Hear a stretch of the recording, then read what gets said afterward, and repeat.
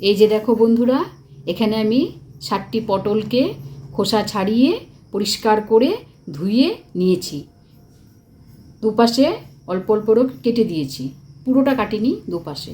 এখানে নিয়েছি সামান্য নুন, এখানে হলুদের গুঁড়ো, এখানে নিয়েছি কিছু কাঁচা পাকা লঙ্কা, এখানে সামান্য আদা, এখানে অল্প কিছু রসুন, আর এখানে 4টে পেঁয়াজকে আমি কেটে রেখেছি। কড়াইয়ে আমি কাচ্চিঘানি ফরচুন মাস্টার্ড অয়েল দিয়ে দিচ্ছি।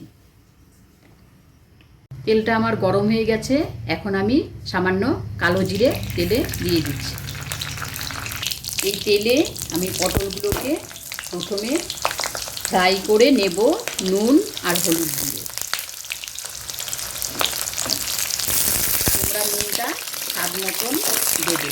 আমি এখানে 1 চামচ নুন আর 1 চামচ হলুদ গুঁড়ো, 1 চামচ নুন অ্যাড করে দিচ্ছি। হলুদ গুঁড়োটাও এখানেই দিয়ে দেবো।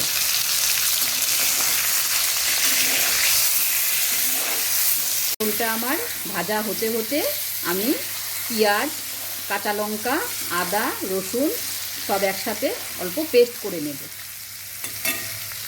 পেঁয়াজ, লঙ্কা, আদা, রসুন পেস্টটাকে আমি এখন ঢেলে দিচ্ছি। এখানে আমি সামান্য জিরে গুঁড়ো অ্যাড করে দিয়েছিলাম। এখন আবারও ভালো করে মিশিয়ে নেব পটলের সাথে। এরকম করে পটল ভাপা খেতে অসাধারণ লাগে। অ্যাট লাস্ট আমি গুঁড়ো গরম মশলাটা এখানে সামান্য অ্যাড করে দেব। যারা আমার ভিডিওটি দেখে এরকম করে পটল ভাপা করে খাবে, তারা আমাকে কমেন্ট করে জানাবে কেমন লাগলো। আমার তো অসাধারণ লাগে। একঘেয়ে পটল ভাজা, পটলের দোরমা, পটলের কোরমা খেতে খেতে আর ভালো লাগে না। তখন আমি পটলকে এভাবে করে তোমরাও এরকম করে খাবে। Thank you.